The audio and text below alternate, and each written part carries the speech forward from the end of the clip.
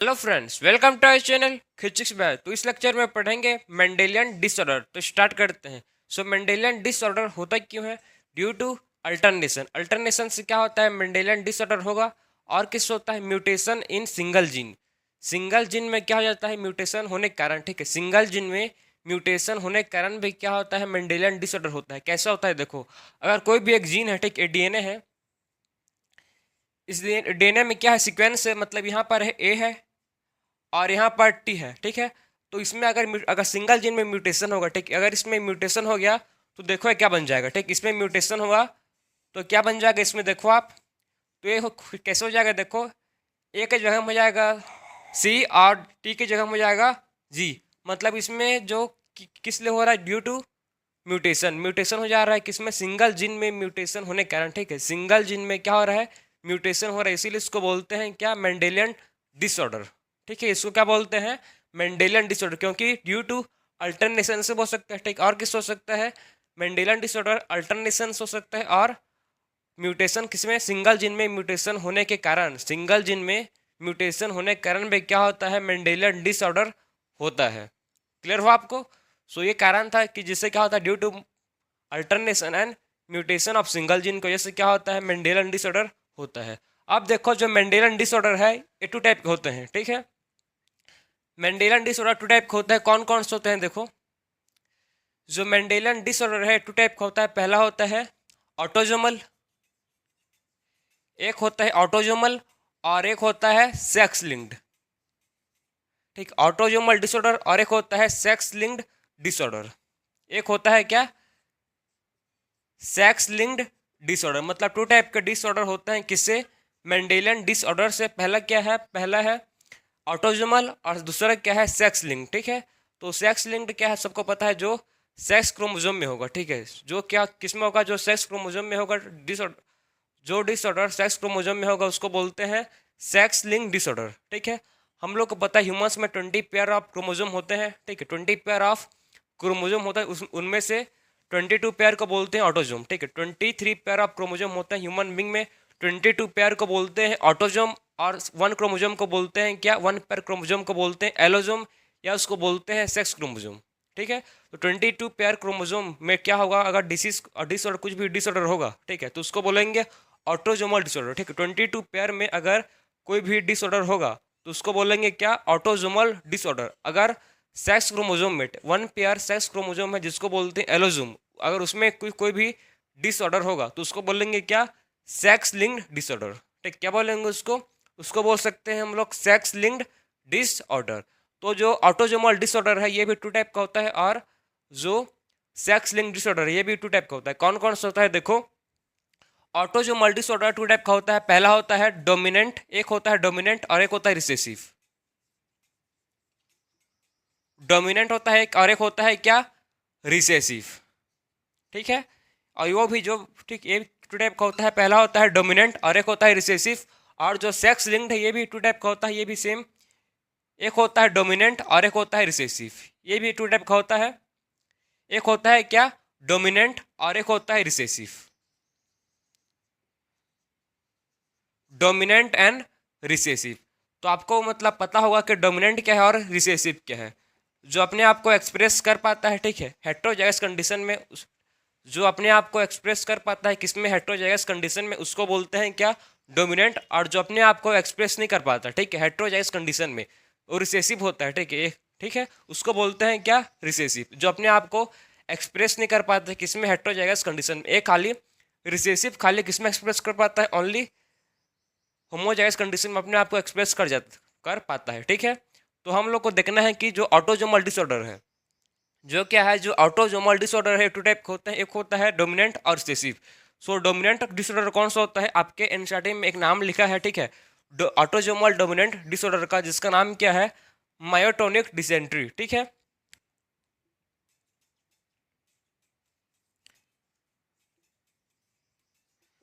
उस डिसऑर्डर का नाम क्या है? Myotonic dysentery. Autosomal dominant disorder का नाम क्या है? ऑटोजोमल डिस, ठीक, ऑटोजोमल डिसऑर्डर का, डोमिनेंट डिसऑर्डर का नाम क्या है? मायोटोनिक, क्या बोलते हैं उसको? डिस्ट्रोफी। क्या बोलेंगे उसको? Myotonic, myotonic dystrophy.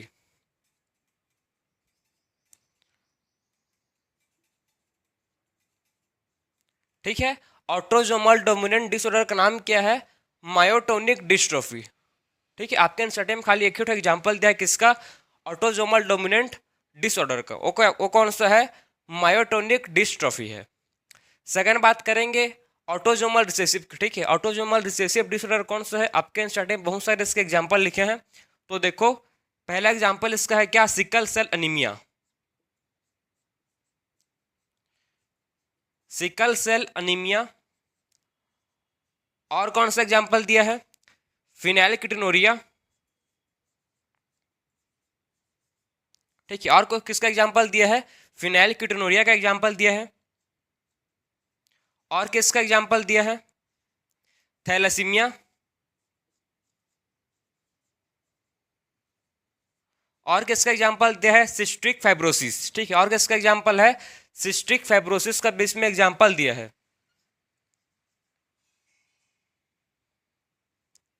और किसका एग्जांपल है? यहाँ पे आपको लिख रहा हूँ, वहां पर आपको दिखेगा नहीं, तो देखो और किसका एग्जांपल है? Cystic fibrosis. टोटल आपको मतलब इसमें ऑटोजोमल रिसेसिव डिसऑर्डर में टोटल आपको 4 पढ़ना है। आपके एनसीईआरटी में सिकल सेल अनीमिया, फिनाइलकीटोनुरिया और थैलेसीमिया, ये तीनों के बारे में डिटेल में दिया है। ठीक है, सिकल सेल अनीमिया, फिनाइलकीटोनुरिया और थैलेसीमिया, ये तीनों के बारे में आपके एनसीईआरटी में डिटेल में दिया है। बाकी जो सिस्टिक फाइब्रोसिस है इसका बस नाम दिया है। ठीक है, सिस्टिक फाइब्रोसिस का खाली नाम दिया है, इसके बारे में आपके एनसीईआरटी में डिटेल में नहीं दिया। तो हम लोग किसको पढ़ेंगे? सिकल सेल अनीमिया, फिनाइलकीटोनुरिया और थैलेसीमिया को डिटेल में पढ़ेंगे। ठीक है, तो ये था आपका ऑटोजोमल रिसेसिव डिसऑर्डर। तो पहला आप चीज आपको पता रहनी चाहिए कि ऑटोजोमल डोमिनेंट डिसऑर्डर कौन कौन सा है। इसमें खाली सिंगल एग्जांपल आपको याद रखना है, क्या है? Myotonic dystrophy. ठीक है, एक ही तो नाम है ऑटोजोमल डोमिनेंट डिसऑर्डर का, जिसका नाम क्या है? Myotonic dystrophy. और ऑटोजोमल रिसेसिव का आपको 4 नाम याद रखना है, कौन कौन सा है? Cystic fibrosis, sickle cell anaemia, phenylketonuria और थैलेसीमिया। क्लियर हुआ आपको? अब बात करेंगे सेक्स लिंक। ठीक है, sex link dominant and recessive. आपके एनसीईआरटी में सेक्स लिंक्ड डोमिनेंट डिसऑर्डर का कोई भी एग्जांपल नहीं दिया है। आपके एनसीईआरटी में सेक्स लिंक्ड डोमिनेंट डिसऑर्डर को कोई भी एग्जांपल नहीं दिया। अगर आपको लिखना है, आपको अगर जानना है, तो एक मैं एग्जांपल लिख रहा हूँ, उसको आप लिख सकते हो। ठीक है, आपके एनसीईआरटी में नहीं है ये। Rett syndrome. ठीक है, कौन सा सिंड्रोम है जिसका नाम क्या है? Rett syndrome. ये आपके एनसीईआरटी में गिवन नहीं है। अगर आपको बहुत लोग को मतलब जानने की इच्छा होती है तो लिख सकते हो। ठीक है, आपको एनसीईआरटी में नहीं दिया है सेक्स लिंक्ड डोमिनेंट डिसऑर्डर का। अब बात करेंगे सेक्स लिंक्ड रिसेसिव डिसऑर्डर। तो सेक्स लिंक्ड रिसेसिव डिसऑर्डर कौन कौन से हैं? देखो, पहला दिया है कलर ब्लाइंडनेस। एक क्या है? Colour blindness. और क्या दिया है इसका एग्जाम्पल? और दिया है इसका एग्जाम्पल हेमोफिलिया। ठीक है, एक और एग्जाम्पल क्या है? हेमोफिलिया। तो इसके भी 2 एग्जाम्पल दिए हैं सेक्स लिंक्ड डिसऑर्डर के। ठीक है, तो सेक्स लिंक्ड रिसेसिव डिसऑर्डर के 2 एग्जाम्पल है, एक है कलर ब्लाइंडनेस और एक है हेमोफिलिया। तो हम लोग को ये सब चीज़ को पढ़ना है। कलर ब्लाइंडनेस क्या होता है इसको पढ़ेंगे, हेमोफिलिया क्या होता है इसको भी स्टडी करेंगे। आपके स्टडी में दोनों के बारे में, सेक्स लिंक्ड रिसेसिव डिसऑर्डर के बारे में दोनों के डिटेल में दिया, तो इस दोनों को हम लोग डिटेल में पढ़ेंगे। ठीक है, तो सबसे पहले हम लोग स्टार्ट करेंगे किससे? सेक्स लिंक्ड रिसेसिव डिसऑर्डर से। ठीक है, सबसे पहले पढ़ेंगे हम लोग कलर ब्लाइंडनेस। तो इसको आप नोट करो, फिर स्टार्ट करेंगे किससे? कलर ब्लाइंडनेस हम लोग स्टार्ट करेंगे। सो स्टार्ट करते हैं आप किससे? कलर ब्लाइंडनेस से।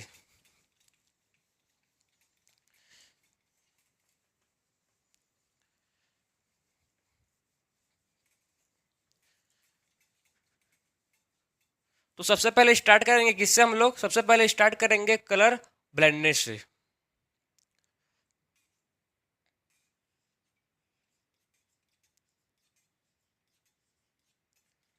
Colour blindness.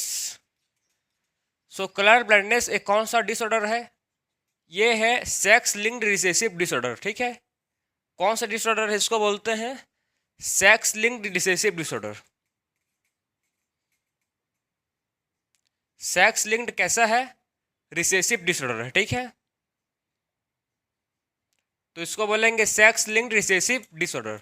तो ये कौन सा जो कलर ब्लाइंडनेस है कौन सा डिसऑर्डर है? Colour blindness sex linked recessive disorder है। ठीक है, अब बात करेंगे कलर ब्लाइंडनेस में होता क्या है। अब वन बाय वन इसका पॉइंट को नोट करते जाएंगे। ठीक है, कलर ब्लाइंडनेस में होता क्या है, इसमें क्या होता है, देखो कोई भी अगर किसी भी पर्सन को कलर ब्लाइंडनेस होता है तो उसको क्या होता है, इसमें डिफेक्ट होता है green and red cone of आई।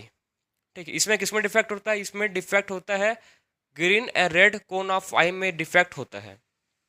बात समझ आ रहा है? कलर ब्लाइंडनेस में क्या होता है, इसमें डिफेक्ट होता है green and red colour cone of eye में। ठीक, तो इसमें क्या होता है, देखो कलर ब्लाइंडनेस में क्या क्या इसमें क्या होता है, डिफेक्ट होता है किसमें, डिफेक्ट इन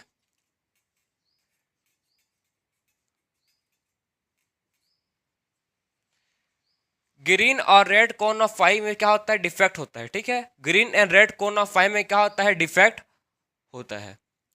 तो इसमें जो कलर ब्लाइंडनेस में क्या होता है, डिफेक्ट होता है किसमें, ग्रीन एंड रेड कोन में। मतलब जो पर्सन को कलर ब्लाइंडनेस होगा, ठीक है, जो भी पर्सन को क्या होगा, कलर ब्लाइंडनेस हुआ है यह है, तो मतलब वो डिस्क्रिमिनेट नहीं कर पाता है। ठीक है, वो डिस्क्रिमिनेट नहीं कर पाता है किसमें, डिस्टिंग्विश नहीं कर पाता है रेड कलर में और ग्रीन कलर में। ठीक है, वो क्या नहीं कर पाता है, वो डिस्टिंग्विश नहीं कर पाता है किसमें, रेड कलर में और ग्रीन कलर में। ठीक है, जो भी पर्सन को क्या हुआ है, जो भी पर्सन को कलर ब्लाइंडनेस है वो डिस्क्रिमिनेट, वो डिस्टिंग्विश नहीं कर पाता है किसके बिटवीन में, वो डिस्टिंग्विश नहीं कर पाएगा रेड कलर और ग्रीन कलर में, उसको दोनों सेम दिखेंगे। ठीक, उसको क्या दिखेंगे, उसको रेड कलर और ग्रीन कलर दोनों उसको सेम दिखेंगे, उसको डिफरेंट नहीं दिखेगा। ठीक है, तो इसमें क्या होता है, डिफेक्ट, इसमें डिफेक्ट होता है green and red cone of eye में। ठीक है, किसमें डिफेक्ट होगा, green and red cone of eye में कलर ब्लाइंडनेस में क्या होता है, इसमें डिफेक्ट होता है। बात समझे आप? तो इसमें क्या होता है, डिफेक्ट होता है किसमें, green and red cone of eye में, इसमें क्या होता है, डिफेक्ट होता है। ये 8% होता है मेल में, कितना परसेंट होता है, 8% होता है किसमें, 8% होता है इस मेल में, और 0.8%, ठीक है, 0.4% होता है फीमेल में।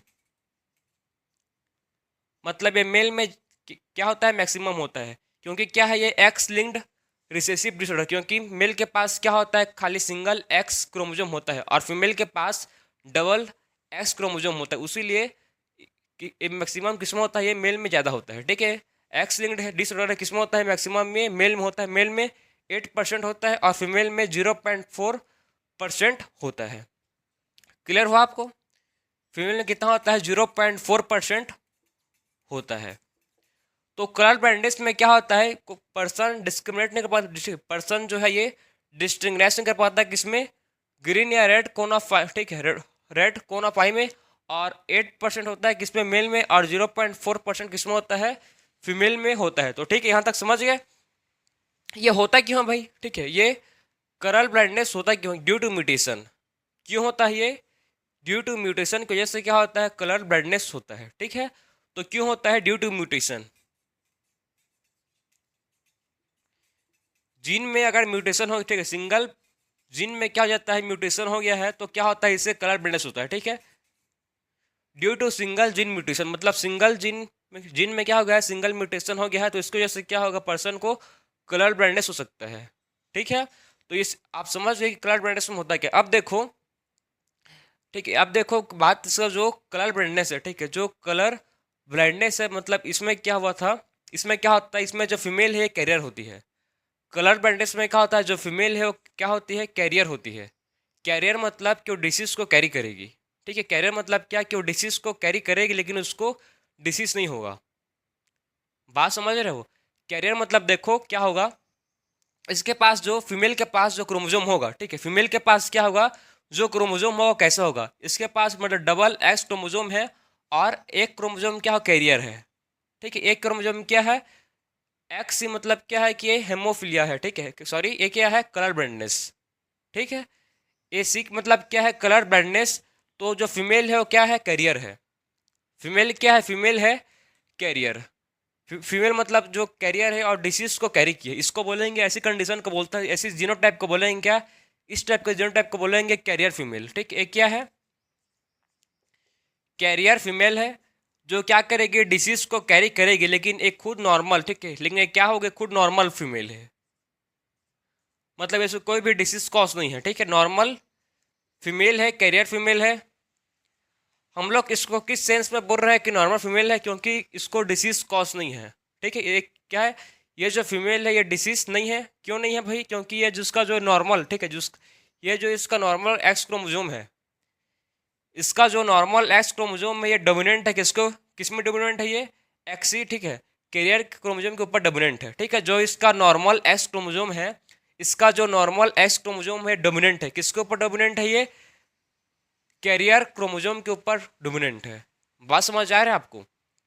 इसका जो नॉर्मल क्रोमोजोम, नॉर्मल इसका जो एक्स क्रोमोजोम है ये डोमिनेंट है। किसके ऊपर? कैरियर क्रोमोजोम के ऊपर क्या है? ये डोमिनेंट है। तो जो फीमेल होगी, फीमेल को बोलेंगे कैरियर फीमेल, और लेकिन उसको डिसीज कॉज नहीं है। ठीक है, इसको इसको क्या नहीं है? डिसीज कॉज नहीं है, उससे इसको बोलेंगे फीमेल को कि नॉर्मल फीमेल है बोल के। ठीक है, तो इसको ऐसे ही मतलब जीनोटाइप कंडीशन को बोलते हैं कि फीमेल क्या होता है? कैरियर होती है।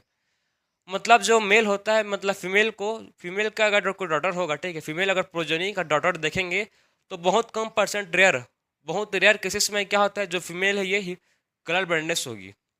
रेयर केसेस में ही क्या होता है, जो फीमेल है ये कलर ब्लाइंडनेस होता है। क्योंकि क्योंकि फीमेल के पास क्या होता है? दो ठो एक्स क्रोमोजोम होता है। ठीक है, दो ठो क्या होता है इसके पास? फीमेल के पास टू एक्स क्रोमोजोम होता है। इसीलिए फीमेल को कलर ब्लाइंडनेस होने के लिए कम से कम, मतलब जो फादर है उसको क्या होना चाहिए?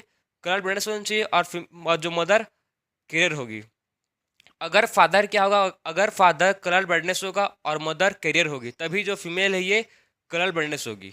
बात समझ आ रहा है? कैसे कंडीशन में जो डॉटर है, ठीक है, जो डॉटर है वो कलर ब्लाइंडनेस होगी, क्योंकि अगर मेल जो फादर होगा वो कलर ब्लाइंडनेस होना चाहिए, और जो फीमेल है, जो मदर है, उसको कम से कम कैरियर होना चाहिए, तभी जो है फीमेल चाइल्ड क्या होगी? कलर ब्लाइंडनेस होगी। तो अगर समझो कि, अगर मैं आपको एक सिचुएशन दूंगा, कंडीशन दूंगा कि समझो कि जो मदर है वो कलर ब्लाइंडनेस है। ठीक, मदर क्या है? मदर है कलर ब्लाइंडनेस। ठीक है, और जो फादर है, फादर क्या है? नॉर्मल है। मतलब आप समझो कि अगर नॉर्मल फादर, ठीक है, नॉर्मल फादर है और कलर ब्लाइंडनेस मदर है। ठीक है, अगर मतलब एक नॉर्मल क्या है, एक नॉर्मल मेल है, ठीक है, और एक फीमेल क्या है जो कलर ब्लाइंडनेस, ये दोनों का मैरी हुआ। ठीक है, तो ये दोनों जब मैरी करेंगे, ठीक है, जब इसका जीनोटाइप होगा, जब ये लोग का बेबी होगा तो कैसा होगा देखो। ठीक है, ये लोग का जब बेबी होगा तो कैसा होगा, आप इसको देखो। तो एक्स ही एक्स, ये भी कैसा होगा? एक्स ही एक्स। ठीक है, और ये कंडीशन जो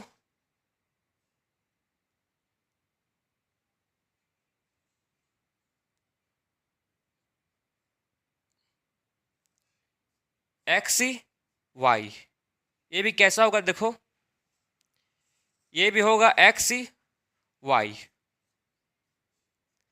मतलब आपको इसमें क्या देखना, जो भी मेल चाइल्ड है, ठीक है, जो भी मेल चाइल्ड है वो क्या है? कलर ब्लाइंडनेस है। जो भी मेल चाइल्ड है, ऑल सन क्या है इसके? All son are colour blind. ठीक, इसके जो ऑल सन है, जितने भी सन हो रहे हैं, ठीक है, अगर कलर ब्लाइंडनेस मदर है तो जितने भी इसके सन है वो सब क्या है? कलर ब्लाइंडनेस है। ठीक है, ऑल सन क्या है? कलर ब्लाइंड है। जितने भी इसके सन होंगे कैसे होंगे? कलर ब्लाइंडनेस होंगे। ठीक है, कि जितने भी सन क्या होंगे? जितने भी सन होंगे वो कैसे होंगे? कलर ब्लाइंडनेस होंगे। अगर मदर क्या है? मदर अगर कलर ब्लाइंडनेस है, जो जितने भी उसके सन होंगे वो सब क्या होंगे? कलर ब्लाइंडनेस होंगे। तो ये था एक कंडीशन, अगर नॉर्मल मेल होगा, ठीक है, और फीमेल कैसे होगी? कलर ब्लाइंडनेस होगा, तो क्या कंडीशन होगा? जितने भी इसके जो सन है वो क्या होंगे? सब कलर ब्लाइंडनेस होंगे, और जो फीमेल होगी, जो फीमेल चाइल्ड है वो नॉर्मल कैरियर होगी। ठीक, फीमेल चाइल्ड क्या होगी? फीमेल चाइल्ड कैरियर होगी। बात समझ आया? तो ये था आपका पूरा कलर ब्लाइंडनेस। कलर ब्लाइंडनेस क्या है? ए सेक्स लिंक्ड रिसेसिव डिसऑर्डर है। एक कौन सा डिसऑर्डर है? ये सेक्स लिंक्ड रिसेसिव डिसऑर्डर है। तो हम लोग का पहला डिसऑर्डर कंप्लीट हुआ, जिसको बोलते हैं कलर ब्लाइंडनेस। अब बात करेंगे सेकंड डिसऑर्डर के बारे में। सेकंड डिसऑर्डर क्या है? हेमोफीलिया।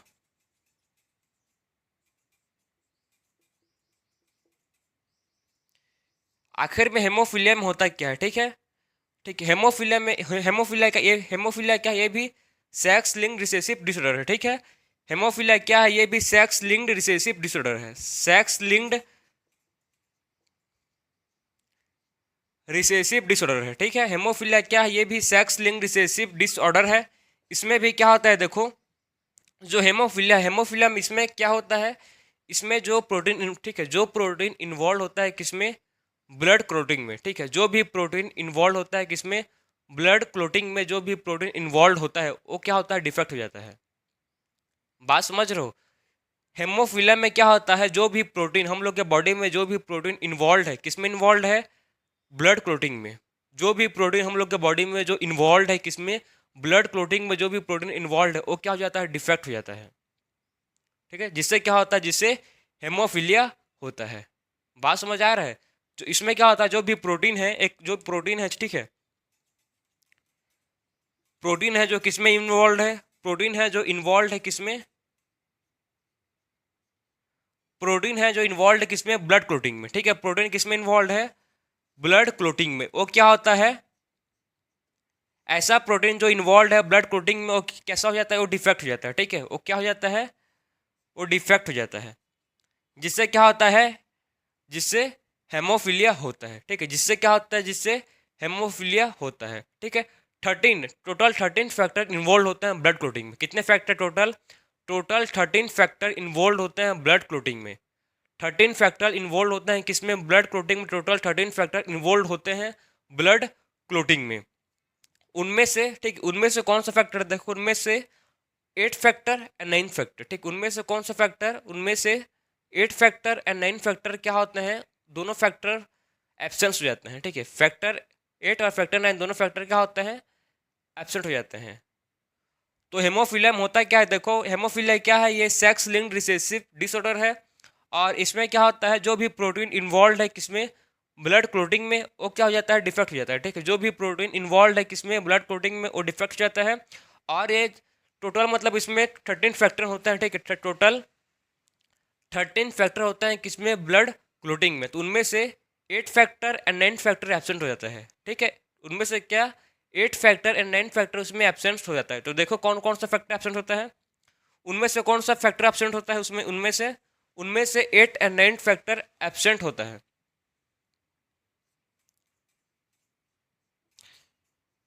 तो फैक्टर 8, ठीक है, उनमें से फैक्टर 8 और कौन सा फैक्टर होता है एब्सेंट, उनमें से फैक्टर 8 एंड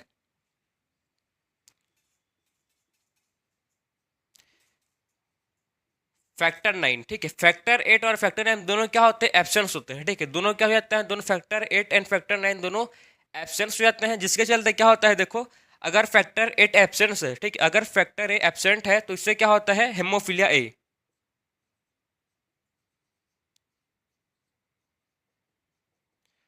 अगर फैक्टर 8 क्या है, अगर फैक्टर 8 एब्सेंट है तो इससे क्या होता है, हेमोफिलिया ए होता है। अगर फैक्टर 9 एब्सेंट है, ठीक है, तो इससे क्या होता है, हेमोफिलिया बी होता है। ठीक है, इससे क्या होता है, हेमोफिलिया बी होता है। अगर फैक्टर ए एब्सेंट है, फैक्टर 8 एब्सेंट है तो इससे क्या होता है, हेमोफिलिया ए होता है। अगर फैक्टर 9, ठीक, अगर फैक्टर 9 एब्सेंट है तो इससे क्या होता है, हेमोफिलिया बी होता है। तो आप समझ गए कि हेमोफिलिया में होता क्या है। ये हेमोफिलिया क्या है, सेक्स लिंक्ड रिसेसिव डिसऑर्डर है, जिसमें क्या होता है, जो भी प्रोटीन इन्वॉल्व है किसमें, जो भी प्रोटीन इन्वॉल्व है ब्लड क्लोटिंग में, वो डिफेक्ट हो जाता है। ठीक है, जो भी प्रोटीन इन्वॉल्व है किसमें, ब्लड क्लोटिंग में, वो हो जाता है डिफेक्ट। ठीक है, और जो सिंपल, अगर ठीक है, अगर जो भी प्रोटीन किसमें इन्वॉल्व है ब्लड कोटिंग में डिफेक्ट हो जाता है। अगर सिंपल कट लग गया आपको, ठीक है, अगर कहीं पर भी आपको सिंपल कट लग गया तो क्या होगा, आपका नॉन स्टॉप ब्लीडिंग होगा। ठीक है, अगर आपको कहीं पर भी क्या लग गया, कहीं पर भी आपको सिंपल कट लग गया तो इससे क्या होता है, देखो सिंपल कट से नॉन स्टॉप ब्लीडिंग होता है। ठीक है, सिंपल कट से क्या होता है, सिंपल कट से नॉन स्टॉप ब्लीडिंग होता है। तो देखो कहीं पर भी आपको क्या लग गया, ये जो आपका हाथ है, ठीक है, ये हाथ आपको कहीं पर भी क्या लग गया, सिंपल कट लग गया, यहाँ पर आपको सिंपल सा कट लग गया उंगली पर, ठीक है, आपके फिंगर्स पर। तो क्या होगा, यहाँ पर नॉन स्टॉप ब्लीडिंग होगा। ठीक है, जहाँ पर क्या होगा, नॉन स्टॉप ब्लीडिंग।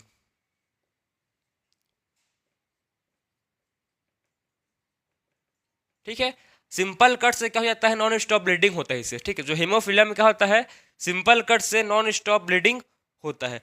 तो आपको क्लियर समझ आ गया कि हेमोफिलिया में आखिर होता क्या है। ठीक, इसमें होता क्या है, तो इसको आप नोट करो, फिर देखेंगे हम लोग। ठीक है, तो इसमें क्या होता है, आप समझ गए कि जो भी प्रोटीन जो इन्वॉल्व है जिसमें ब्लड क्लोटिंग में क्या होता है, डिफेक्ट होता है। फैक्टर 8 एंड फैक्टर 9 क्या होता है, इसमें एब्सेंट होता है, जिसके चलते haemophilia A and haemophilia B होता है। ठीक है। और सिंपल कट से क्या होता है, नॉन स्टॉप ब्लीडिंग होता है। यहाँ तक आप क्लियर समझ आए आपको। अब देखो मतलब जो एक क्वीन है इंग्लैंड के, क्या एक क्वीन है जिसको बोलते हैं क्वीन विक्टोरिया। ठीक है, इंग्लैंड के क्या एक क्वीन है जिसको बोलते हैं क्या, क्वीन विक्टोरिया। जो क्वीन विक्टोरिया है, आप इसको नोट करो, फिर मैं इसको यहाँ तक रफ करूँगा। ठीक है, तो जो देखो जो क्वीन विक्टोरिया है, क्वीन विक्टोरिया क्या थी, वो तो कैरियर थी। ठीक है, हेमोफिलिक कैरियर, वो हेमोफिलिया के, ठीक है, वो हेमोफिलिया को कैरी करती थी, मतलब वो कैरियर थी। ठीक है, हेमोफिलिक कैरियर थी। तो अब देखो जो जो मैं आपको इंग्लैंड की क्वीन के बारे में समझा रहा हूँ, वो कौन थी, वो थी, ठीक है, कौन थी, वो थी क्वीन विक्टोरिया। सो देखो जो क्वीन विक्टोरिया थी,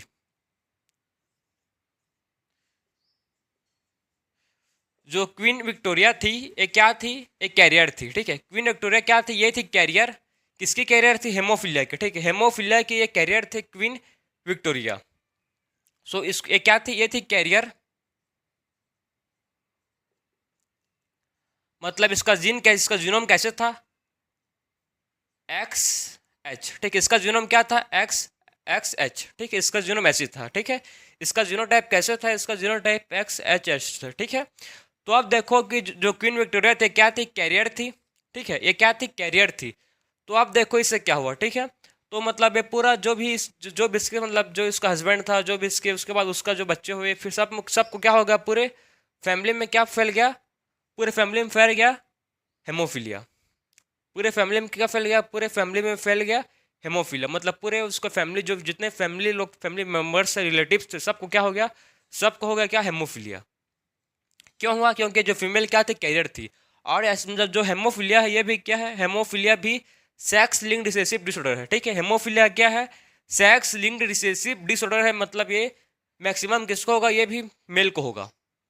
मतलब जो डिसीज है, जो मदर है, ये डिसीज किसको ट्रांसफर करेगी, सन को ट्रांसफर करेगी। जो मदर है ये डिसीज, ठीक है, किसको ट्रांसफर होगा, मदर से डिसीज ट्रांसफर होगा सन में। मतलब ये कौन सा पैटर्न शो करेगा, इसको ऐसी पैटर्न को बोलते हैं, ठीक है, इस टाइप के पैटर्न को बोलते हैं क्या, क्रिस क्रॉस इनहेरिटेंस। जब डिसीज क्या होता है, जब डिसीज कोई फादर है, ठीक है, कोई फादर है और डिसीज किस में गया है, उसके बच्ची में गया है, मतलब उसकी बेटी में गया है। ठीक है, जो भी डिसीज है उसका जो वो डिसीज किस में गया है, उसकी बेटी में गया है। उसकी बेटी क्या है, करियर है, डिसीज नहीं है, उसकी बेटी क्या है, करियर है। मतलब एक जनरेशन गैप होगा, नेक्स्ट जनरेशन फिर से जो उसकी बेटी के बेटे होंगे, उसके बेटे क्या होंगे, हेमोफिलिक होंगे। बात समझ आया आपको। अगर कोई भी फादर क्या है, अगर कोई भी फादर हेमोफिलिक है, ठीक है, कोई भी फादर क्या हेमोफिलिक है, और उसकी बेटी कैसी होगी, उसकी बेटी होगी करियर। ठीक है, कोई भी फादर हेमोफिलिया है, उसकी बेटी हेमोफिलिक होगी, और उसकी बेटी, जब उसकी बेटी का बेटा होगा, तो उसका बेटा क्या होगा, हेमोफिलिक होगा। मतलब ये कैसे पैटर्न होगा, इस टाइप के पैटर्न को बोलते हैं क्रिस क्रॉस इनहेरिटेंस। ठीक है, इस टाइप को पैटर्न क्या बोलते हैं, इस टाइप के पैटर्न को बोलते हैं क्रिस क्रॉस इनहेरिटेंस। ठीक है, जिसमें क्या होता है, डिसीज कॉज किसको होगा, फाइनली मेल को ही होगा। ठीक है, फाइनलिस में डिसीज कॉज किसको होता है, फाइनलिस में डिसीज कॉज होगा मेल को ही। क्या होगा, इसमें डिसीज कॉज होगा। कैसे होगा, देखो आप इसको, मतलब एक एग्जाम्पल है जिससे आप और क्लैरिटी होगा, आप समझो ध्यान से इसको। तो देखो ये फीमेल क्या है, कैरियर है। ठीक है, एक फीमेल है जो कैरियर है, एक्स एक्स एच। ठीक है, फीमेल क्या है, कैरियर है, और ये नॉर्मल मेल है। ठीक है, ये क्या है, नॉर्मल मेल। तो आप देखो इसमें मतलब कितने परसेंट चांस है, जो मेल क्या होगा, इसमें हेमोफिलिक होगा। तो देखो इसको आप ध्यान से, एक्स एक्स, और देखो इसमें क्या होगा,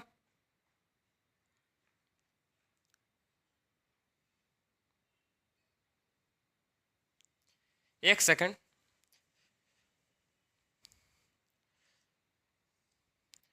सो एक्स एक्स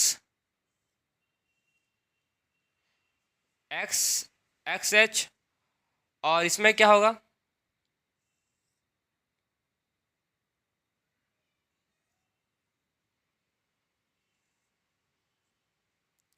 इसमें आपको मतलब टोटल कितने परसेंट चांस देखेंगे, देखो आप,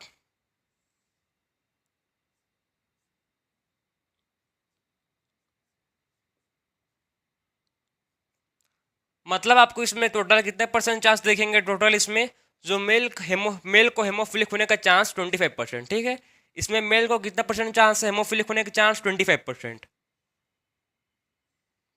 मतलब इसमें भी आप देखो, अगर कैरियर फीमेल है तो मेल को हेमोफिलिक होने का चांस, हेमोफिलिया होने का चांस कितना परसेंट है? 25%, ठीक है। मेल अगर कैरियर फीमेल है, ठीक है, अगर कैरियर फीमेल नॉर्मल मेल के साथ, ठीक है, अगर जो कोई भी क्या है, देखो एक कैरियर फीमेल है, ठीक, एक क्या है, कैरियर फीमेल है। कैरियर फीमेल अगर मैरी करेगी नॉर्मल मेल के साथ, ठीक है, कैरियर फीमेल अगर मैरी करेगी किसके साथ? नॉर्मल, एक क्या है, नॉर्मल मेल, तो इसका जो सन होगा, ठीक, इसका जो क्या होगा, इसका जो सन होगा उसको मतलब 20% चांस रहेगा कि उसको क्या हो सकता है? हेमोफिलिया हो सकता है। सन को 25% चांस हो सकता है कि उसको क्या हो सकता है? हेमोफिलिया हो सकता है। तो ये था आपका क्रिस क्रॉस इनहेरिटेंस। इसी को बोलते हैं क्या? Criss cross inheritance. तो हम लोग ने डिस्कस कर लिया कि कलर ब्लाइंडनेस क्या है, हेमोफिलिया क्या है। दोनों क्या है? दोनों सेक्स लिंक्ड रिसेसिव डिसऑर्डर है, ठीक है। हेमोफिलिया एंड कलर ब्लाइंडनेस दोनों के दोनों क्या है? सेक्स लिंक्ड रिसेसिव डिसऑर्डर है, जिसको मतलब मैक्सिमम किस्म होता है ये डिसीज, जो डिसीज है हेमोफिलिया और कलर ब्लाइंडनेस, एक इसमें ट्रांसफर होता है फ्रॉम मदर से सन में होता है। जो डिसीज है किसमें ट्रांसफर होता है? मदर से सन में होता है डिसीज का ट्रांसफर होना, ठीक है। तो हम लोगों ने पहला कंप्लीट कर लिया सेक्स लिंक्ड रिसेसिव डिसऑर्डर। अब बात करेंगे ऑटोजोमल रिसेसिव डिसऑर्डर के बारे में, ठीक है। तो इसको नोट करो, फिर देखेंगे autosomal recessive disorder.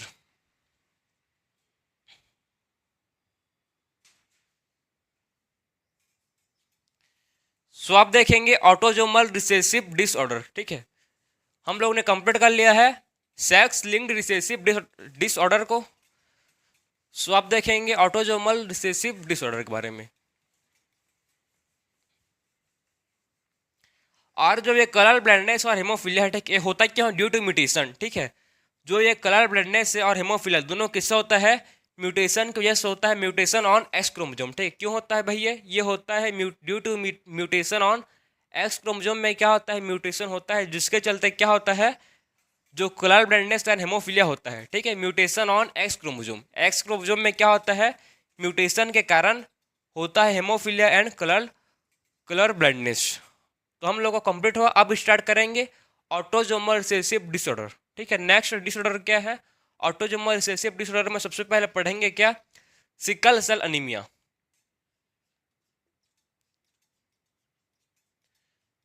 Sickle cell anaemia, ये जो सिकल सेल अनीमिया है, सिकल सेल अनीमिया ये क्या है?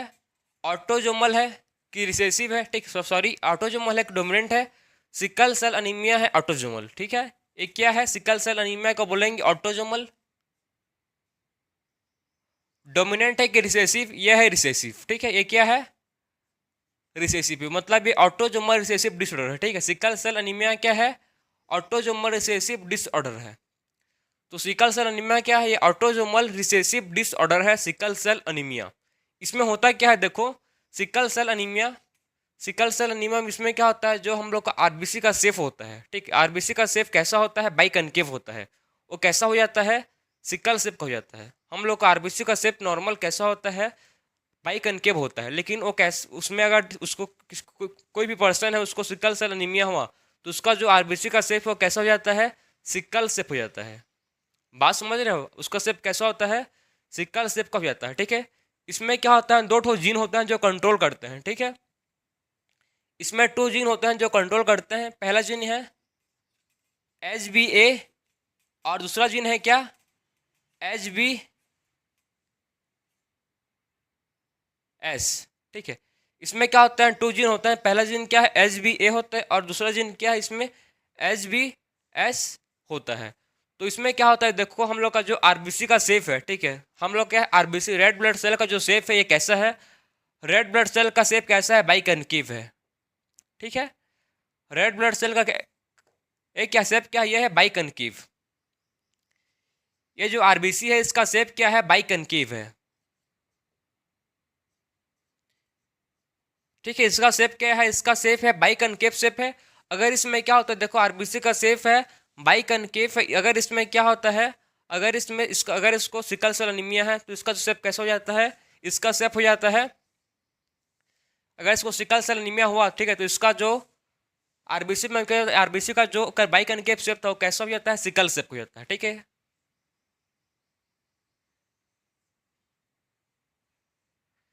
एक ऐसा शेप, इसको बोलते हैं सिकल शेप, ठीक है। कौन शेप है, इसको बोलेंगे क्या, सिकल शेप।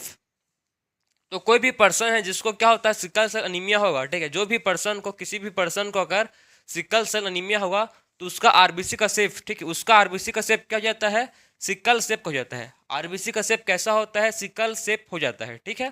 तो इसमें क्या होता है, समझ गए, सिकल सेल अनीमिया एक क्या है, ये ऑटोजोमल रिसेसिव डिसऑर्डर है, जिसमें क्या होता है, जिसमें जो आरबीसी का शेप होता है बाइकनकेव, वो कैसा हो जाता है, सिकल शेप का हो जाता है, ठीक। इसमें देखो, इसमें क्या होता है, इसमें होता है एक आयरन जिसको बोलते हैं हीम, ठीक। एक क्या है आयरन, जो क्या है, जो है हीम, HEME, एक क्या है, हीम है।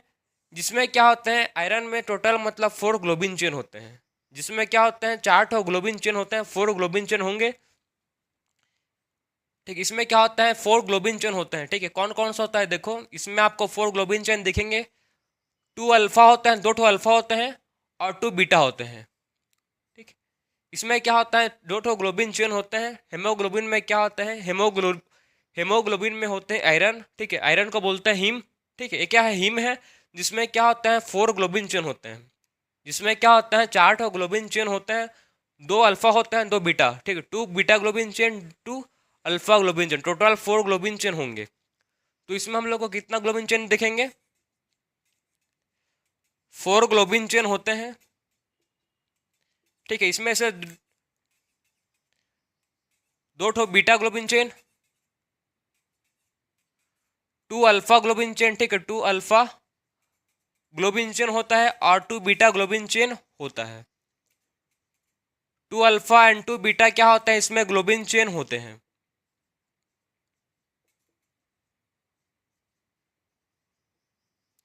तो आपको मतलब सिकल सेल अनीमिया समझ आ गया होगा कि सिकल सेल अनीमिया में होता क्या है, एग्जैक्ट मतलब इसमें होता है क्या कि जो आरबीसी का शेप है बाई कनकेव, ठीक है, जो आरबीसी का शेप है कैसा है, बाई कनकेव है, वो कैसा हो जाता है, सिकल शेप हो जाता है, ठीक है। आरबीसी का शेप जो बाई कनकेव है वो कैसा हो जाता है, सिकल शेप का हो जाता है। और इसमें क्या होता है, इसमें 4 ठो ग्लोबिन चेन होते हैं जो किससे कनेक्टेड है, बाई आयरन से, हिम से, ठीक है।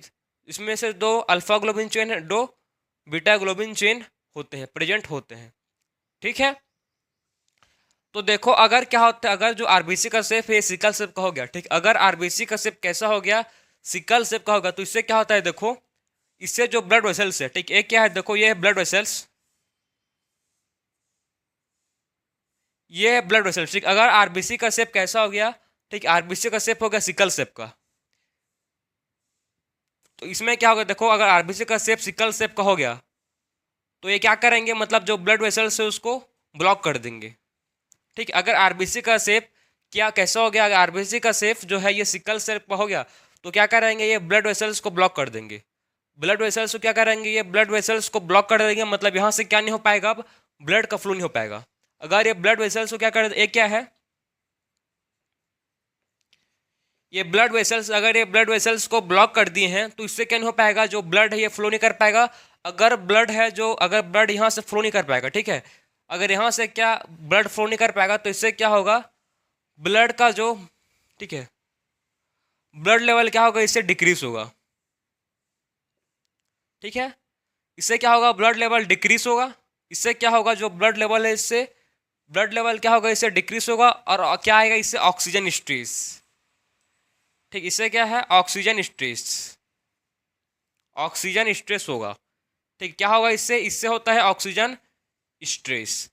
तो आपको मतलब समझ गए, अगर क्या होगा, ब्लड, अगर ब्लड में अगर जो आरबीसी का शेप है ये बाई कनकेव हो गया, ठीक है। अगर क्या हो गया, जो आरबीसी का शेप है कैसा हो गया, बाई कनकेव से क्या हो गया, सिकल शेप का हो गया, तो इससे क्या होता है, जो हम लोग का ब्लड वेसल्स है, ब्लड वेसल्स में अगर सिकल शेप हो गया तो सिकल शेप क्या करते हैं, ये सिकल शेप के जो आरबीसी हैं ये ब्लॉक कर देते हैं ब्लड वेसल्स को, और यहाँ से क्या नहीं हो पाता, ब्लड का फ्लो नहीं हो पाता। अगर ब्लड का फ्लो नहीं हो पाया तो इससे क्या होता है, जो ब्लड का लेवल है, ठीक है, वो क्या होता है, डिक्रीज होता है। ब्लड का लेवल क्या होता है, इससे ब्लड का लेवल इससे डिक्रीज होता है, और इससे क्या होता है, और ऑक्सीजन स्ट्रेस होता है। और इससे क्या होता है, ऑक्सीजन में इसमें स्ट्रेस आता है। ठीक है, तो इसमें मेनली मतलब होता क्या आप समझना, इसमें क्या होता है, देखो एमआरएनए है, ये क्या है, एमआरएनए है, ये क्या है, एमआरएनए है। इस एमआरएनए में क्या है, एमआरएनए में एक कोडोन है, जिस कौन सा कोडोन है इसमें, जीएजी। एमआरएनए में क्या है, कोडोन है जिसको बोलते हैं जीएजी। वो कैसे हो जाता है एमआरएनए, जो इसमें क्या होता है, सिंगल जीन म्यूटेशन, इसमें क्या होता है, इसमें क्या होता है, सिंगल जीन म्यूटेशन की वजह से, ठीक है, सिंगल जीन म्यूटेशन के कारण से वजह से क्या होता है, देखो जो जी ए जी है, ठीक है, जो जी ए जी है ये किसमें कन्वर्ट हो जाता है, जी ए जी कन्वर्ट हो जाता है किसमें, ये हो जाता है जी यू जी में। ठीक है, किसमें हो जाता है कन्वर्ट, जी यू जी में। सिंगल जीन म्यूटेशन, ठीक, इससे सिंगल जीन म्यूटेशन से क्या होता है, जो जी ए जी है कन्वर्ट हो जाता है किसमें, जी ए जी कन्वर्ट हो जाता है जी यू जी में। ठीक, ये भी क्या है, एम आर एन ए है।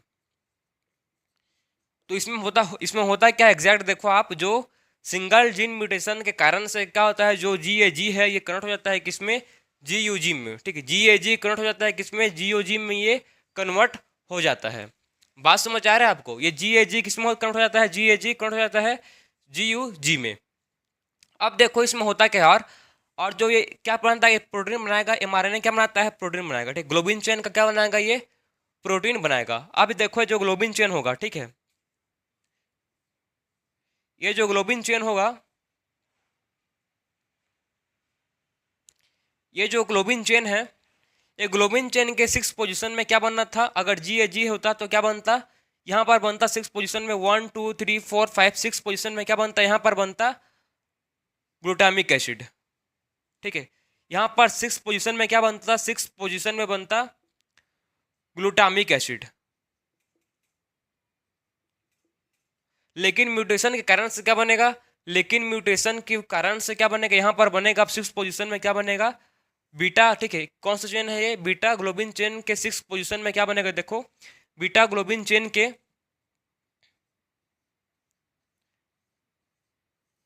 जो बीटा ग्लोबिन चेन है इसके 6th, ठीक है, बीटा ग्लोबिन चेन के 6th पोजीशन में क्या बनेगा, यहाँ पर बनेगा वेलिन। यहाँ पर क्या बनेगा, यहाँ पर बनेगा वेलिन। ठीक है, यहाँ पर क्या बनेगा, इसको बोलते हैं वेलिन।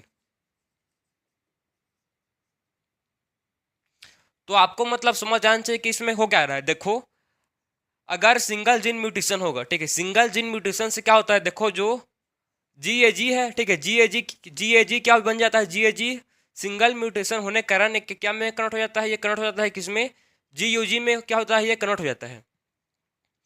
सिंगल म्यूटेशन की वजह से जो जी ए जी है ये कन्वर्ट हो जाएगा किसमें, जी यू जी में कन्वर्ट हो जाएगा। ठीक है, अब जब ये प्रोटीन बनाएगा जी ए जी, जो जी ए जी है ये प्रोटीन बनाता है, कौन सा प्रोटीन बनाता है, ये ग्लूटामिक एसिड। लेकिन म्यूटेशन होने के कारण एक कौन सा बनाएगा प्रोटीन, ये बनाएगा वेलिन। क्या बनाएगा, ये बनाएगा वेलिन। ठीक है, 6 पोजिशन किसके, बीटा ग्लोबिन चेन के। एक कौन सा चेन, इसको बोलते हैं ग्लोबिन चेन। ठीक, एक कौन सा चेन है, ये है ग्लोबिन चेन। ठीक है, कौन सा चेन है, इसको बोलते हैं ग्लोबिन चेन। तो 6 पोजिशन ग्लोबिन चेन में क्या बनेगा, यहाँ पर वेलिन बनेगा। ठीक है, कौन सा पोजिशन बनेगा, ये 6 पोजिशन। ठीक है, 6 पोजिशन पर क्या बनेगा, यहाँ पर वेलिन बनेगा। ठीक है, 6 पोजिशन पर क्या बनेगा, यहाँ पर वेलिन बनेगा। तो ये था आपका पूरा सिकल सेल अनीमिया। ठीक है, इसको आप नोट करो, ये क्या था आपका पूरा हम लोग ने डिस्कस किया, सिकल सेल अनीमिया। ठीक है, हम लोग ने क्या डिस्कस कर लिया, सिकल सेल अनीमिया डिस्कस कर लिया। तो आपको मतलब आइडिया लग गया कि सिकल सेल अनीमिया एक क्या है, ऑटोसोमल रिसेसिव डिसऑर्डर है, जिसमें क्या होता है, जिसमें जो आरबीसी का शेप है बाइकनकेव से हो जाता है सिकल शेप का, जिससे ब्लड का सप्लाई रुक जाता है। ब्लड का सप्लाई क्या होता है, जिससे डिक्रीज हो जाता है, जिससे क्या होता है, जो ब्लड का सप्लाई से ब्लड लेवल डिक्रीज होता है, ऑक्सीजन स्ट्रेस होता है। और इसमें क्या होता है, देखो जी ए जी है, ठीक है, जो जी ए जी है ये कन्वर्ट हो जाता है किसमें, जी ओ जी में। ग्लूटामिक एसिड किसमें हो जाता, किसमें कन्वर्ट हो जाता है, ग्लूटामिक एसिड कन्वर्ट हो जाता है किसमें, वेलिन में। बात क्लियर हुआ आपको, बात समझ आ रहा है किसमें होता है क्या है। ठीक है, तो ये था आपका सिकल सेल अनीमिया। अब देखेंगे सेकंड डिसऑर्डर के बारे में। ठीक, ये था आपका ऑटोसोमल रिसेसिव डिसऑर्डर फर्स्ट। अब बात करेंगे सेकंड। सेकंड क्या है, फिनाइलकीटोनुरिया। ठीक है, सेकंड डिसऑर्डर क्या है, फिनाइलकीटोनुरिया। सो आप देख लेंगे सेकंड डिसऑर्डर के बारे में, जो क्या है, फिनाइलकीटोनुरिया। ठीक है,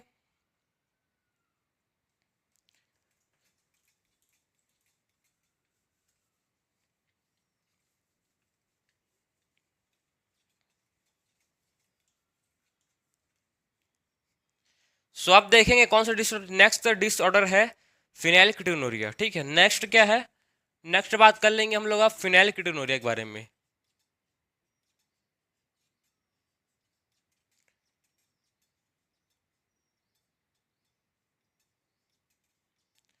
फिनाइलकीटोनुरिया एक क्या है, ये भी ऑटोजोमल रिसेसिव डिसऑर्डर है। ठीक है, फिनाइलकीटोनुरिया ये भी क्या है, ये भी ऑटोजोमल रिसेसिव डिसऑर्डर है। ये भी क्या है, इसको बोलेंगे ऑटोजोमल रिसेसिव डिसऑर्डर। ठीक है, ऑटोजोमल रिसेसिव डिसऑर्डर है ये भी।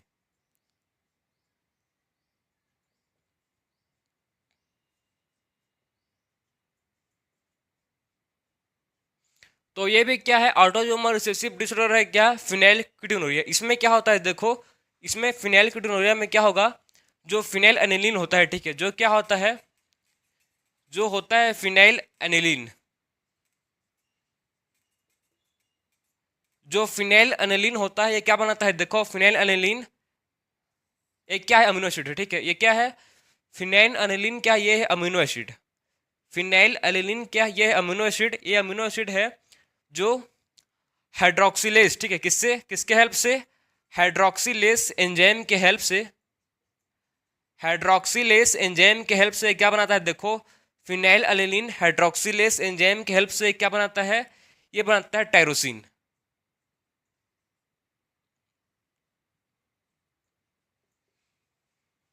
ठीक है, जो फिनाइल एनिलीन है ये हाइड्रोक्सिलेज एंजाइम के हेल्प से क्या बनाता है, ट्रायोसिन बनाता है। ठीक है, और जो टायरोसिन है किसका प्रिकर्सर है, टायरोसिन प्रिकर्सर है किसका, मेलानिन का। ठीक है, किसका प्रिकर्सर है, मेलानिन का प्रिकर्सर। और किसका है, डोपामिन का। और किसका प्रिकर्सर है, बहुत सारे लोग का क्या है, ये प्रिकर्सर है, मोस्ट इंपॉर्टेंट है टायरोसिन बोल। ठीक है, और किसका प्रिकर्सर, एड्रेनलिन का। और किसका है, थायराइड हार्मोन का। मतलब बहुत सारे लोग का क्या है, ये प्रिकर्सर है, कौन, टायरोसिन।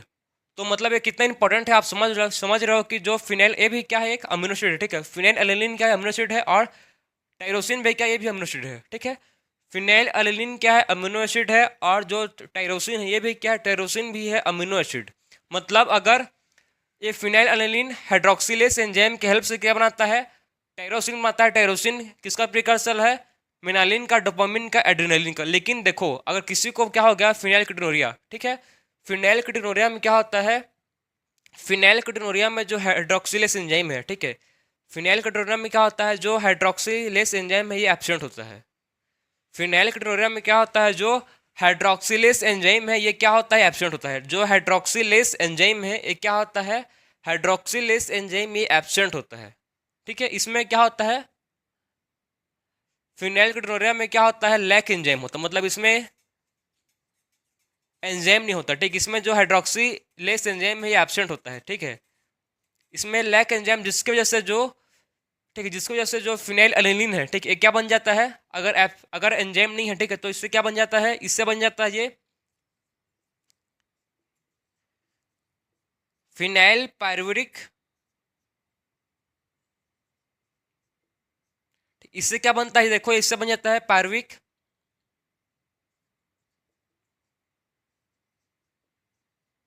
ठीक है, इससे अगर जो फिनाइल एनिलीन, अगर हाइड्रोक्सिलेज एंजाइम एब्सेंट है, तो इससे जो फिनाइल एनिलीन है अमीनो एसिड, वो क्या, वो किस में कन्वर्ट हो जाता है, वो कन्वर्टेड हो जाता है किसमें, फिनाइल पायरुविक एसिड में। ठीक है, फिनाइल पायरुविक एसिड में ये कन्वर्ट हो जाता है। ठीक है, फिनाइल एनिलीन किस में होता है कन्वर्ट, फिनाइल पायरुविक एसिड में कन्वर्ट हो जाता है।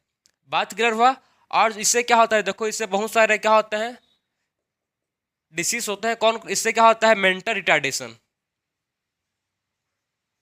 इससे क्या होता है, मेंटल रिटार्डेशन। ठीक है, इससे क्या होता है, मेंटल रिटार्डेशन इससे होते हैं। ठीक है, अगर इससे अगर एंजाइम लैक है, कौन सा एंजाइम लैक है, हाइड्रोक्सिलेज एंजाइम जो लैक है, जो क्या बनाता है, टायरोसिन बनाता है। और टायरोसिन क्या है, बहुत सारे लोग का प्रिकर्सर है, मेलानिन, डोपामिन एंड एड्रेनलिन का। इससे क्या होता है, मेंटल रिटार्डेशन। ठीक, इससे क्या होता है, मेंटल रिटार्डेशन होता है। ठीक, और क्या होता है, डिक्रीज इन हेयर। ठीक है, इसमें क्या होता है, और जो हेयर ये भी क्या होता है, डिक्रीज होता है। ठीक है, डिक्रीज इन हेयर, आपका जो हेयर है भी क्या होता है, डिक्रीज होता है, ठीक है। इस हेयर भी क्या होता है, डिक्रीज होता है, और जो पिगमेंट है ये भी क्या होता है, डिक्रीज होता है, ठीक है। जो पिगमेंट है ये भी डिक्रीज होता है, ठीक है। तो इससे क्या होता है, आप समझ गए कि फिनाइलकीटोनुरिया से, फिनाइलकीटोनुरिया क्या है, ये ऑटोसोमल रिसेसिव डिसऑर्डर है, ठीक है। फिनाइलकीटोनुरिया क्या है, ऑटोसोमल रिसेसिव डिसऑर्डर है, जिससे क्या होता है देखो, जिसमें जो फिनाइल अनिलीन है, जो क्या है, एक अमीनो एसिड है, जो क्या बनाता है, हाइड्रोक्सिलेस एंजाइम के हेल्प से क्या बनाता है, टायरोसिन बनाता है। और जो टायरोसिन है किसका प्रिकर्सर है, मिलालिन का, डोपामिन का और एड्रेनलिन का, ठीक है। अगर जो एंजाइम हाइड्रोक्सिलेस एब्सेंट है तो इससे क्या बनता है, फिनाइल अनिलीन से बनता है फिनाइल पैरविक एसिड, जिससे क्या होता है, mental retardation, decrease in hair, ठीक है। मेंटल रिटार्डेशन और क्या, डिक्रीज इन हेयर, बात क्लियर हो आपको, ठीक है। और स्किन पिगमेंटेशन होता है, ठीक है, decrease in hair and skin pigmentation. तो ये था आपका पूरा फिनाइल कीटोनुरिया। अब बात करेंगे हम लोग लास्ट जो बचा है, थैलेसीमिया, ठीक है। लास्ट मेंडेलियन डिसऑर्डर क्या है जो आपके स्टडी में दिया है, थैलेसीमिया।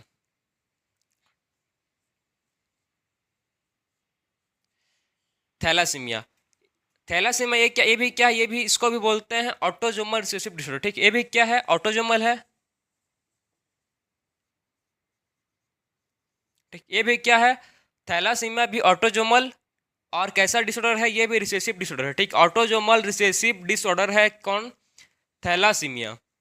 तो थैलासीमिया में एग्जैक्टली इसमें होता क्या है आपको समझना है, ठीक है। देखिए थैलासीमिया में होता क्या है, तो इसको आप ध्यान से देखो कि थैलासीमिया में होता क्या है, ठीक है। थैलासीमिया ये भी मतलब हेमोग्लोबिन रिलेटेड प्रॉब्लम है, ठीक। इसमें भी क्या होता है, हेमोग्लोबिन रिलेटेड प्रॉब्लम होता है, ठीक है। तो इसमें होता क्या है, थैलासीमिया में मतलब जो थैलासीमिया को बोलते हैं कि क्या है, क्वांटिटिव डिसऑर्डर है। थैलासीमिया क्या है, थैलासीमिया एक क्वांटिटिव डिसऑर्डर है, जो हम लोग ने पढ़े थे sickle cell anaemia. Sickle cell anaemia में क्या होता है, एबनॉर्मल हेमोग्लोबिन बनते हैं, ठीक है। सिकल सेल अनीमिया में क्या बनते हैं, सिकल सेल अनीमिया में क्या होता है, एबनॉर्मल हेमोग्लोबिन बनता है, ठीक है। लेकिन इसमें थैलेसीमिया में क्या होता है, थैलासीमिया में जो अल्फा ग्लोबिन, जो alpha and beta globin chain था, ठीक है, उसका सिंथेसिस लेस होता है, ठीक है। थैलेसीमिया में क्या होता है, जो अल्फा बीटा ग्लोबिन चेन था, हेमोग्लोबिन चेन है, उसका जो सिंथेसिस है वो रिड्यूस्ड होता है, ठीक। उसका सिंथेसिस कम होता है, लेस होता है, ठीक। उसीलिए इसको बोलते हैं क्या, थैलेसीमिया एक क्वांटिटिव डिसऑर्डर है, ठीक है। थैलेसीमिया क्या बोलते हैं, थैलेसीमिया को बोलते हैं क्वांटिटिव डिसऑर्डर। थैलासीमिया क्या, ये एक क्वांटिटिव डिसऑर्डर है, क्यों बोलते हैं आप समझ गए, क्योंकि इसमें क्वांटिटी में इसके क्या हो रहा है, क्वांटिटी में डिक्रीज हो रहा है, ठीक है। इसका जो हेमोग्लोबिन का जो क्वांटिटी है, ठीक है, जो क्या है, हेमोग्लोबिन का जो क्वांटिटी है इसमें डिक्रीज हो रहा है, मतलब इसका लेस सिंथेसिस हो रहा है, मतलब कम बन रहा है, ठीक है। जिसके चलते क्या हो रहा है, थैलासीमिया हो रहा है। और सिकल सेल अनीमिया में क्या हो रहा था, सिकल सेल अनीमिया में वो कैसा डिसऑर्डर था, उसको बोलते हैं qualitative disorder. Sickle cell anaemia क्या था, एक क्वालिटेटिव डिसऑर्डर था, जिसमें एबनॉर्मल हेमोग्लोबिन बन रहा था, जिसमें क्या बन रहा था, जिसमें एबनॉर्मल हेमोग्लोबिन बन रहा था। इसमें क्या होगा, इसमें जो हेमोग्लोबिन का सिंथेसिस होगा वो लेस होगा, ठीक। इसमें क्या होगा, थैलासीमिया में जो हेमोग्लोबिन का सिंथेसिस है वो लेस होगा, ठीक है। थैलासीमिया में क्या होगा, जो हेमोग्लोबिन का सिंथेसिस है वो लेस होगा। तो इसको देखेंगे इसमें एग्जैक्ट होता क्या है।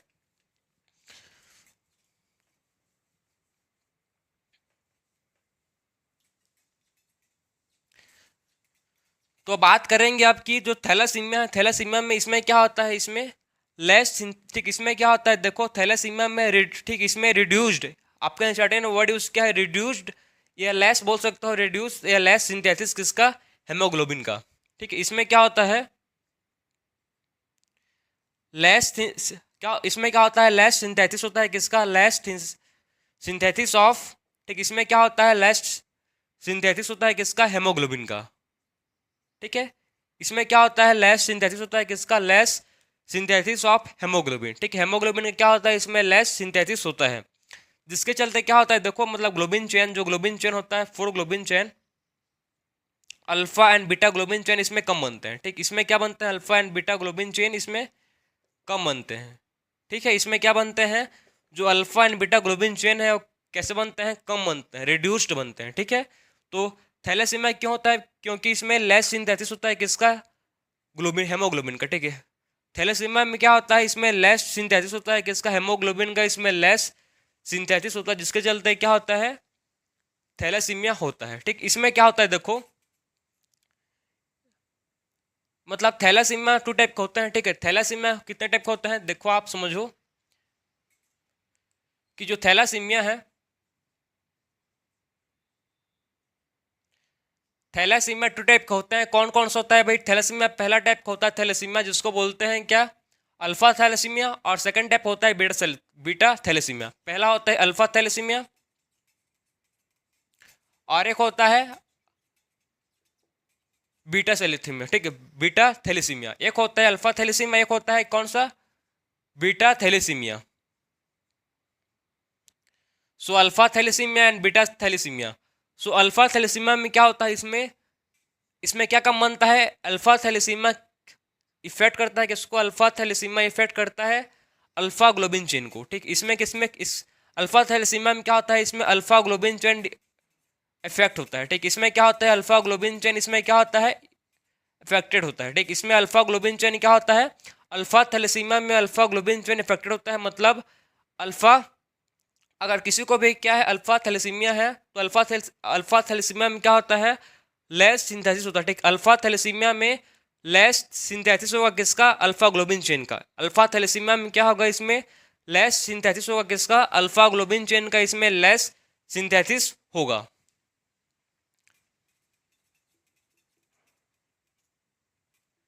इसमें क्या होगा, लेस सिंथेसिस किसका होगा, अल्फा ग्लोबिन चेन का, इसमें लेस सिंथेसिस होगा। और बीटा थैलेसीमिया में क्या होता है, बीटा थैलेसीमिया में इसमें क्या इफेक्टेड होता है, बीटा ग्लोबिन चेन। ठीक, इसमें क्या होता है, बीटा थैलेसीमिया में इफेक्टेड होता है क्या, बीटा ग्लोबिन चेन। ठीक है, इसमें क्या इफेक्टेड होता है, beta globin chain. Beta globin chain क्या होता है, इसमें अफेक्टेड होता है, अफेक्टेड। ठीक है, इसमें क्या होता है, अल्फा बीटा थैलेसीमिया में बीटा ग्लोबिन चेन क्या होता है, ये अफेक्टेड होता है। ठीक है, अब देखो जो अल्फा ग्लोबिन चेन है ये सिंथेसिस कैसा होता है। ठीक, अल्फा ग्लोबिन चेन है ये जो सिंथेसिस कैसे होता है, तो देखो कि ये सिंथेसिस कैसे होता है। क्रोमोजोम, ठीक है, क्रोमोजोम नंबर 16। ठीक है, कौन सा क्रोमोजोम नंबर है, क्रोमोजोम नंबर 16 में देखो क्या होता है,